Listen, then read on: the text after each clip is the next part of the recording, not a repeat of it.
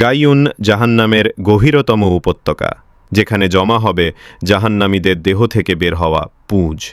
সেখানে যাবে তারা যারা নামাজ সময়মতো সঠিকভাবে খুশু সহকারে আদায় করেনি। সাকার জাহান্নামের আরেক ভয়ঙ্কর জায়গা। যারা দুনিয়াতে নামাজই পড়েনি তাদের ঠিকানা হবে সাকার। আল্লাহ বলেন, আমি দাখিল করব সাকারে। তুমি কি জানো সে সাকার কি? যা জীবিতও রাখবে না, আবার মৃতও করবে না, গায়ের চামড়া ঝলসে দেবে। সূরা মুদ্দাসসির ২৬-৩০। ওয়াইল নামাজ সম্পর্কে বেখবরদের জন্য নির্ধারিত এক ভয়ঙ্কর উপত্যকা।